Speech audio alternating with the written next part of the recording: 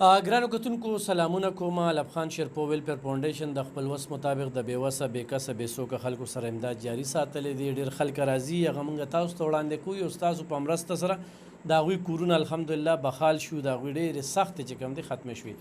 دا کومه زنانه چې زما سره ناسته ده د کلونو راسې دلته راځي، څلور یې لوریانې دي په کور او یو یې زوی دی.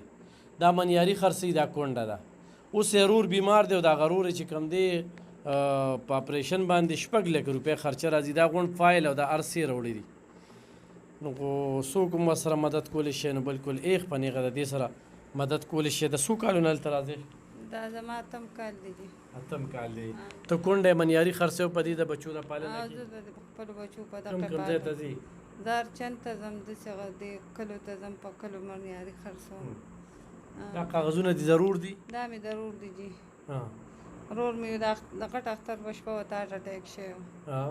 ډاکټران راته وایي چې دی پېښور ته یوسئ. موږ پېښور ته یوړو، یو اپریشن یې ولو کړو. اوس وایي چې دته بله غټ اپریشن پکار دی. دې خپې نه به له رګونه اخلي، زړه کې به لګوي. خو لکه زموږ ورته دونه وس نشته چې هغوی کمې پیسې وایي، نو زموږ دونه وس نشته جي. څومره پیسې پرې راځي؟ 6 لکه روپۍ پرې راځي. نو زه وایم چې لږ لږ امداد را سره څوک وکړي. نو زما دا رور به خدای د مرګه بچ کړي. د بچي شته؟ د بچي شته، واړه واړه بچي دي. ستاسو کور خپل دی؟ زموږ کور د کری دی جي. ته دې وخت کې رور لپاره یاد کړې، یعنې کې ستا ژوند هم سخت دی. زما خپل ژوند هم سخت دی، خو د هغه وړو وړو بچو ته چې وګورم، د هغوی هغه ژړا ته وګورم، نو زه ډېره زیاته مجبوره یم جي. ډېره زیاته مجبوره یم. د مجبورۍ د لاسه دې ځای ته راغلی یم. پاره کوڅه هره کوڅه ور مې ووهه، هر در مې وټکاو، خو چا هم راسره دغه ونه کړو. بس اخري ستاسو دا ځای پاتې و، بس دې له رالمه. نن 10مه ورځ ده چې رور مې دقسې پروت دی.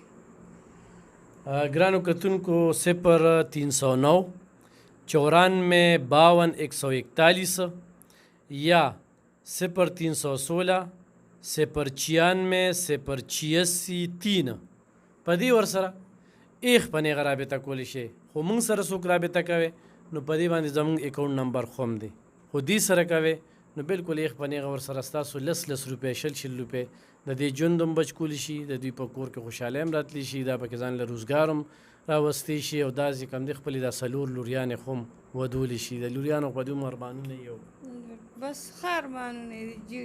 د اخترو کې ولا موږ څپلۍ پیزار او جي هغه وړوکې اختر له ولا تاسو جامې پیزار اغوښتو، هغه یې چولي. غټ اختر کې نه وې راغلي؟ نه جي، نو غټ اختر له زه نه وم راغلی. ما یې بس هر وخت څوک نشم تنګولی، بس په دغه وجه رانغلم. ګرانو کتونکو الف خان شیرپو ویلفیر فاونډیشن د تیرو 8 کالو راسې د دې کونډې د دغه بچو خصمانه پالنه کوي، د دې د خوراک د خېټې. الحمدلله د الله پاک لاک لاک شکر دی چې یو زنانه راشي او خوشحالي څرګنده کړي چې خپل رور ورسره خپل رشته دار ورسره دونه کومک نه وي کړی چې الف خان شیرپو ویلفیر فاونډیشن ورسره کړی وي.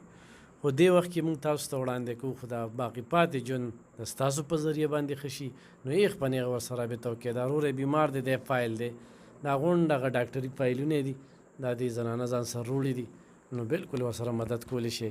الله سره تجارت وکړي، دا هم الله په آخرت کې په کار راولي، او د دې مرسته وکړئ. ډېره مننه، خوشحاله.